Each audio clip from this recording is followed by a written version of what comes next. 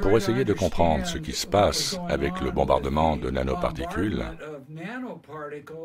j'ai maintenant décidé de tester des lichens. Les lichens ne tirent leurs nutriments et leur énergie que de l'air et de la pluie.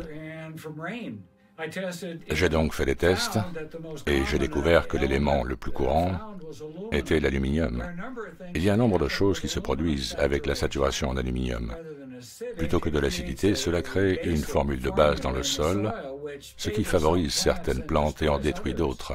Au niveau des systèmes racinaires, un impact significatif se produit sur leur absorption et l'assimilation des nutriments. Le pH de la pluie est 10 fois plus alcalin que par le passé. Le pH du sol est 10 fois plus alcalin qu'avant. Pour les sols acides, il est devenu neutre. Il n'a pas beaucoup dépassé la neutralité, mais il est toujours 10 fois plus alcalin qu'il ne devrait l'être. Le sol a été l'élément le plus détruit de la Terre. Nous savons que le sol contient des dizaines de milliers d'espèces différentes de microbes, de bactéries, de champignons, de vers parasites qui sont absolument essentiels pour que le sol produise la nourriture qui nous nourrit. De nombreux travaux ont été réalisés sur le tabac, le blé et le seigle pour montrer que la germination de semences en présence de nanomatériaux d'oxyde d'aluminium, par exemple, étourdit de manière significative la croissance des racines et conduit à une plante qui a été compromise. La plupart de l'oxygène qui est produit par notre Terre est produit par des choses comme les arbres, les algues et les cyanobactéries. Toutes ces formes de vie sont négativement impactées par l'exposition aux nanoparticules d'oxyde d'aluminium et d'autres nanomatériaux. Vous voyez ces plantes plus petites devant avec les feuilles très décolorées? C'est une infection fongique due aux métaux biodisponibles qui tuent les microbes du sol en changeant son pH et en changeant la composition du sol forestier. Il y a un horrible effet domino. Des spécimens matures de Manzanita sont morts et noircis à cause d'une infection fongique. Dans la mixture de la géoingénierie se trouvent des nanoparticules de plastique qui sont dopées avec de l'aluminium, du titane et du strontium. En gros, les océans sont couverts d'une couche de plastique. Les océans ne peuvent plus évaporer l'eau dont l'atmosphère a besoin pour maintenir la terre bleue et verte comme avant. Les algues dans l'océan dépendent de beaucoup de lumière du soleil afin de produire de l'oxygène. Et elles ne peuvent plus faire leur travail parce qu'elles ne reçoivent plus la lumière dont elles ont besoin.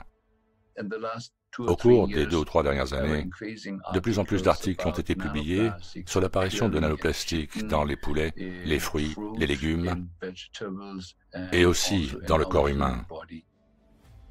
Tous les animaux que nous mangeons maintenant sont pleins de particules nanoplastiques. Et ce ne sont certainement pas des animaux qui ont évolué dans l'océan.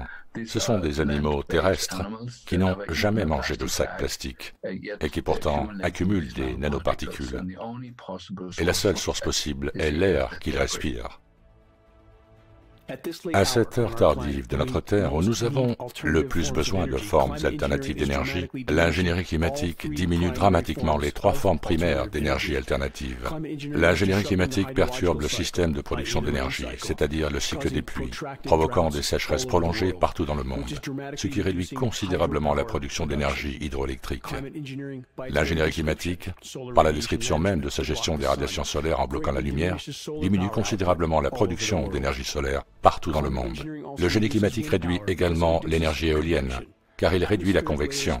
Les couches atmosphériques de particules réfléchissantes réduisent la convection qui à son tour réduit le vent, ce qui réduit l'évaporation et ce qui diminue encore la production potentielle d'énergie pour toutes les autres formes d'énergie. Beaucoup sont absolument dépassés lorsqu'on leur présente la question de l'ingénierie climatique. Ils essaient de se convaincre que notre gouvernement ne ferait jamais cela, mais cette conclusion ne tient pas la route face aux données disponibles. Les organismes officiels d'analyse de l'air effectuent généralement des tests pour 10 microns, 2,5 microns au mieux. Les tests atmosphériques ont prouvé que les aérosols issus du génie climatique sont incroyablement plus petits, de l'ordre de 20 à 100 nanomètres. Plus la particule est petite, plus elle est mortelle à inhaler. Les études scientifiques disponibles prouvent que les cœurs et les cerveaux humains ne contiennent pas seulement des millions, mais des milliards de nanoparticules logées en eux. La plupart des gens savent que les colonies d'abeilles s'effondrent, mais la plupart ne savent pas que les populations d'insectes en général s'effondrent aussi. Partout dans le monde, les abeilles meurent de symptômes ressemblant à la maladie d'Alzheimer et la démence chez l'homme parce qu'elles sont bourrées d'aluminium. Pourquoi les apiculteurs ne le reconnaissent-ils pas? Pourquoi cela ne fait-il pas la une de tous les journaux? Selon notre convenance, nous éliminons la lumière naturelle de larges zones pour construire des villes et des villages. Nos maisons, nos magasins et nos usines sont étroitement regroupés, nos cibles faciles étant toujours tentantes pour une invasion d'insectes ennemis. Notre seule réponse est de mener une bataille constante contre les insectes. Ce doit être une guerre intelligente, organisée et bien planifiée. Nous devons combattre nos ennemis insectes avec toutes les armes que notre imagination et la science peuvent imaginer. La guerre chimique est une mort rapide pour nos ennemis, qu'elle soit utilisée à petite ou à grande échelle.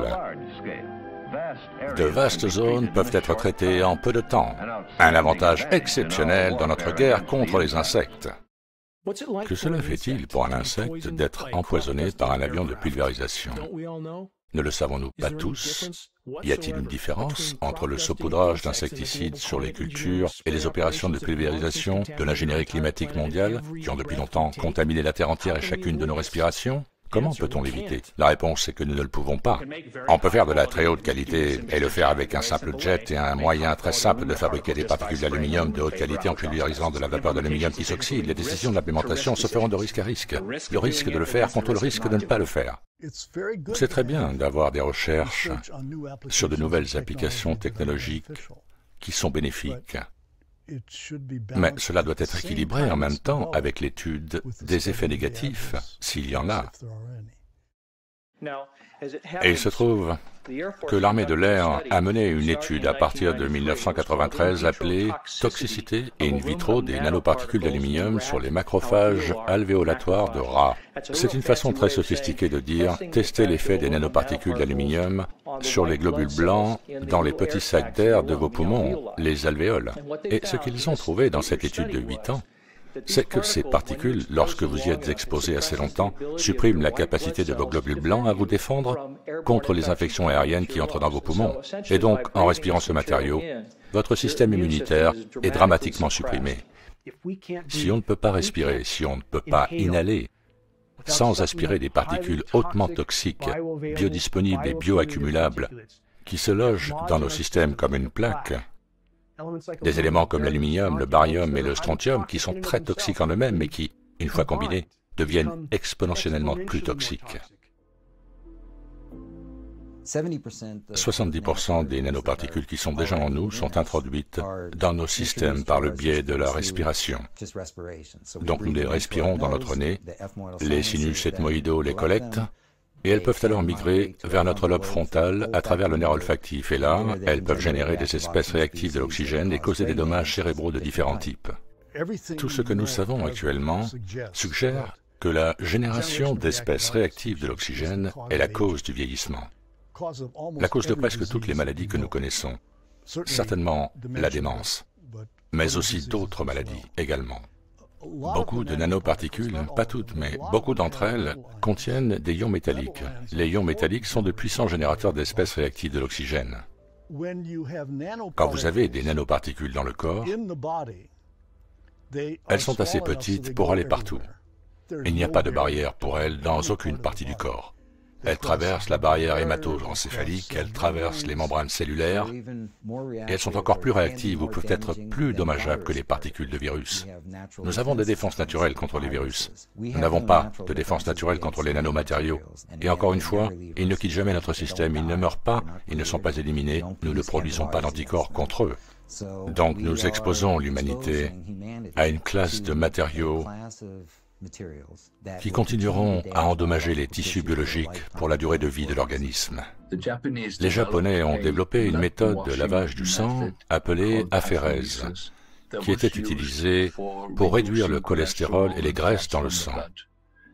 Puis un brillant toxicologue allemand est arrivé et a modifié cette procédure pour lui permettre non seulement de nettoyer le sang, mais aussi le plasma du tissu conjonctif, ce qui pénètre beaucoup plus profond dans le système.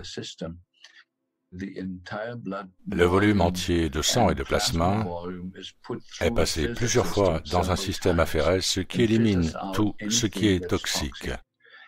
Et avec cette méthode, c'est la première fois que vous pouvez réellement mesurer la charge corporelle, combien il y en a dans le corps entier. Et il s'avère que l'aluminium en nanoparticules est d'un facteur de 94 à 120 fois plus répandu que n'importe quelle autre toxine, les nanoparticules d'aluminium. Et nous savons que nous absorbons les vapeurs d'aluminium en les mangeant. Cela ne peut pas être la seule façon d'obtenir ces niveaux élevés d'aluminium. La seule manière d'obtenir ces niveaux si élevés, c'est soit par inhalation, soit par injection. Ce fut une grande prise de conscience. Laisser l'évolution d'un programme avoir un impact sur mes petits-enfants, et même sur mes enfants, pas nécessairement pour moi, est une préoccupation très personnelle, celle de savoir comment cela va se répercuter sur les éléments de ma famille. Je trouve souvent que ceux qui remettent en question les actions du gouvernement ne veulent pas s'impliquer avant que cela ne les affecte directement.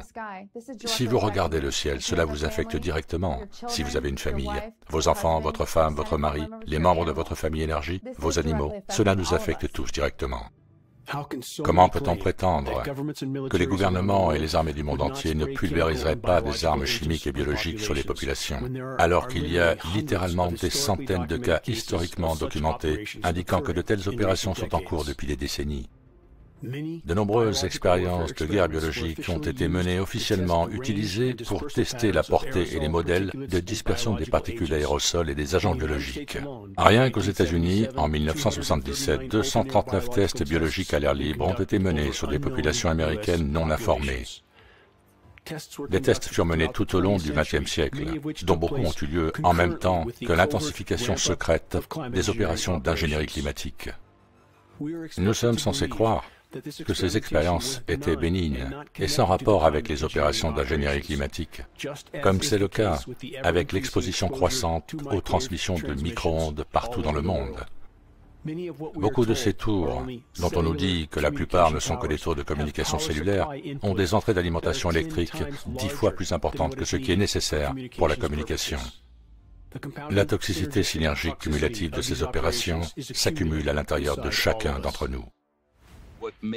Ce qui nous rend sensibles aux ondes Wi-Fi et aux radiations électromagnétiques en général sont les métaux dans notre corps. Et nous n'avons jamais eu d'aluminium dans nos mitochondries. Sa présence dans nos mitochondries fait résonner l'intérieur de celles-ci avec le Wi-Fi. Et elle commence à chauffer. Et cela commence à détruire l'ADN mitochondrial à un rythme très rapide. Et donc, c'est vraiment la synergie des métaux dispersés dans notre corps et le Wi-Fi qui fait de notre corps une antenne résonante avec l'environnement Wi-Fi lui-même. Et bien sûr, vous savez que nous passons maintenant de 3 ou 4 à 5G avec une augmentation constante de l'amplitude de l'énergie qui est délivrée dans nos systèmes. C'est un de ces choix de vie ou de mort. Mais nous ne parlons pas seulement de ma vie ou de votre vie. Nous parlons de quelque chose qui est en train de tuer le système vivant fondamental de la Terre. Nous sommes maintenant baignés dans une soupe composée d'aluminium nanométrique. Le glyphosate forme 6 sels différents avec l'aluminium et fonctionne comme un porteur pour transporter l'aluminium profondément dans notre cerveau. Et la seule autre chose qui manquait pour ouvrir les parois cellulaires, ouvrir la barrière hémato-encéphalique, c'est l'exposition croissante aux fréquences radio. La moitié des personnes qui écoutent cette vidéo mourront avec une démence ou à cause de la démence. Et la principale cause de démence sont les nanoparticules d'aluminium. Il y a quelqu'un derrière la scène qui orchestre cela avec une parfaite compréhension de la condition humaine et de la toxicologie, et a réuni ces trois éléments qui, dans un laps de temps très court, nous parlons de 6 à 7 ans à partir d'aujourd'hui, causeront la destruction du système nerveux humain, ce qui pourrait être arrêté par un simple interrupteur. Nous pourrions avoir un monde propre demain.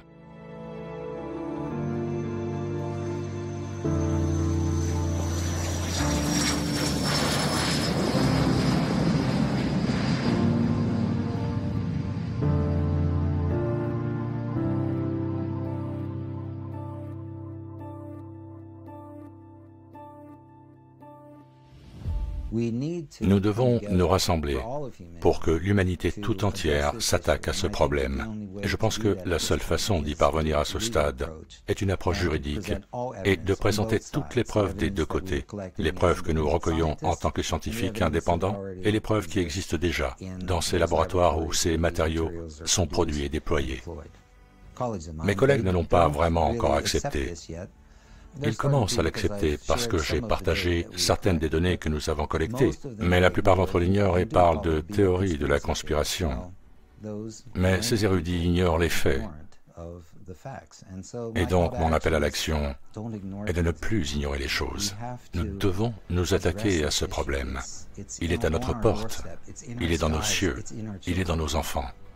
Nous devons faire quelque chose. Si les opérations de guerre climatique en cours ne sont pas révélées au grand jour et stoppées pour permettre à la Terre de répondre aux dommages causés, elle ne sera jamais capable de trouver un nouvel équilibre. Un équilibre qui pourrait encore lui permettre d'entretenir la vie dans le futur. Exposer la réalité des opérations d'ingénierie climatique est un impératif majeur. Elles perturbent pratiquement tout le réseau de la vie. Je pense que nous devons obtenir le soutien des pilotes de ligne, ainsi que d'alerter et aborder le sujet avec les membres de la Chambre et du Sénat au Congrès des États-Unis. Je pense qu'il faudra ce genre d'action pour que la géo-ingénierie soit exposée, que l'on découvre ce qu'il y a derrière et pourquoi ils font cela. Dans ma vie, j'ai des amis, de la famille, des gens merveilleux qui essayent de rester dans la réalité officielle, dans l'idée qu'ils seront plus en sécurité. Et la réalité est que si vous regardez où va cette chose, vous savez qu'il vaut mieux s'en occuper maintenant. C'est comme le cancer, ça va empirer. Ce sont les données qui vont changer l'esprit des gens. Donc vous devez être capable de les extraire, d'obtenir les rapports disponibles et faire de la publicité sur les conclusions pour que les gens y croient. Ce n'est pas seulement quelqu'un qui soulève un sujet qui n'a pas de validité, mais qui est basé sur des données scientifiques qui exigent des changements. Nous sommes arrivés au point où le mystère est tellement coûteux, spirituellement, psychologiquement, financièrement et légalement, que le temps est venu de dire, vous savez, qui fait vraiment cela et pourquoi se comporte-t-il ainsi? Et je me demande souvent si les gens que vous connaissez dans les coulisses qui craignent des représailles, est-ce qu'ils cherchent à savoir s'il y a des données? Il y a des données qui circulent. Qui va les mettre en avant? Nous allons rapidement manquer de temps pour s'occuper de ce problème. C'est ce qui le rend si critique. Et je ne peux qu'espérer que durant ma vie, nous aurons une résolution de ce problème et que nous pourrons le réparer. Je veux vraiment voir la Terre préservée, la vie sur la Terre préservée. Comment arrêter le génie climatique? Cette question m'est si souvent posée. La seule façon d'avancer dans ce combat, la seule façon d'exposer, d'arrêter l'ingénierie climatique, se fait de l'intérieur vers l'extérieur, avec une masse critique de sensibilisation, un niveau de prise de conscience si vaste qu'il provoque une onde de choc autour du monde, afin que les populations du monde entier sachent que leurs gouvernements leur ont fait, à leur insu ou sans leur consentement. Un niveau de conscience si vaste que nos frères et sœurs militaires et leurs familles comprennent ce dont ils font réellement partie, littéralement l'auto-extermination. Nous devons atteindre une masse critique de sensibilisation. C'est le seul moyen d'exposer et de stopper le processus d'ingénierie climatique. Et cet effort nous concerne tous. On ne peut rien changer quand on est mort. Quand on est mort, tout est parti. Donc, tant que vous êtes en vie, faites quelque chose. Je fais confiance à l'ingéniosité humaine et à l'intelligence humaine. Et je pense que nous avons encore une chance. Mais les choses sont beaucoup plus sérieuses que ce que le grand public imagine. La chanson va se terminer très bientôt si nous ne changeons pas le cours des choses. Nous avons un système rempli de grandes douleurs, de grandes souffrances et de grande pauvreté. Vous savez, des gens qui marchent dans le noir en jouant aux autotamponneuses, ce qui n'a pas lieu d'être. Et ce qui me rend si optimiste, c'est que je sais ce qui est possible. Je sais que ce que nous avons maintenant est minuscule comparé à ce qui est possible. Donc, c'est le moment de comprendre ce qui se passe et pourquoi. Maintenant, notre seule chance, c'est d'arrêter l'interférence avec les systèmes de survie de la Terre, d'exposer et arrêter une fois pour toutes les opérations de génie climatique, permettre à la planète de répondre aux dommages qu'elle subit par elle-même. Le génie climatique n'est pas un remède, le génie climatique est une médecine encore pire que la maladie qu'il prétend traiter. Le temps n'est pas de notre côté, le sable dans le sablier s'écoule à une vitesse fulgurante. S'il vous plaît, faites entendre votre voix, faites en sorte que chaque jour compte.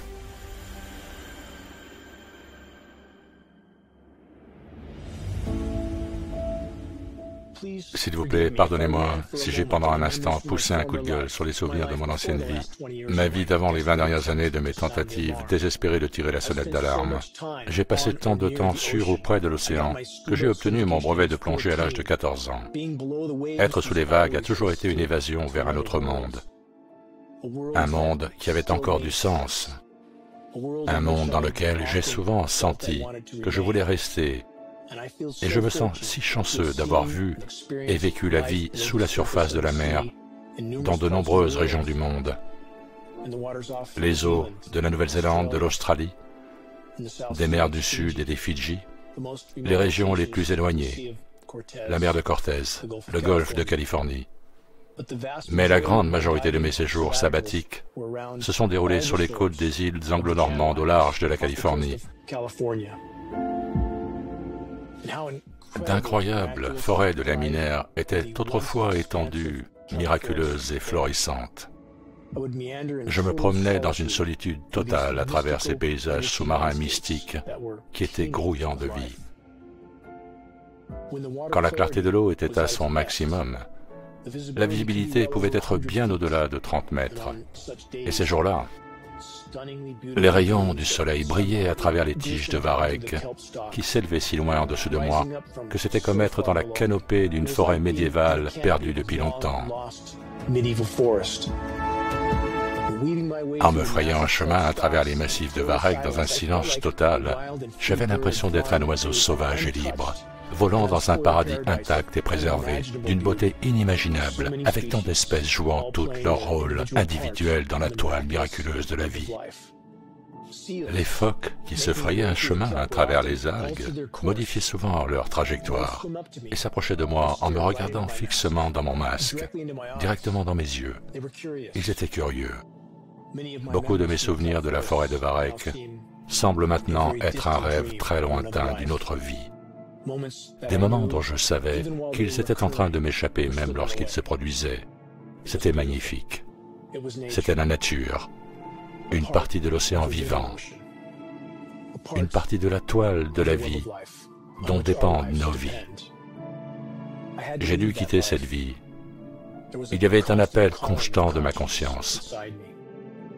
Je sentais que j'avais beaucoup à faire, que j'avais devant moi un long voyage qui restait à entreprendre. La nature sauvage la plus profonde et la moins fréquentée a toujours été mon sanctuaire. Et quand j'y suis seul en trekking, c'est dans la solitude que je me sens le plus connecté à l'ensemble. Je m'émerveille de la complexité et du caractère miraculeux de ce monde, de la vie, de ces innombrables formes. J'essaye de contempler les facteurs apparemment infinis et impossibles qui ont été nécessaires pour que la vie existe et s'épanouisse sur cette boule de roche en rotation dans l'environnement hostile de l'espace.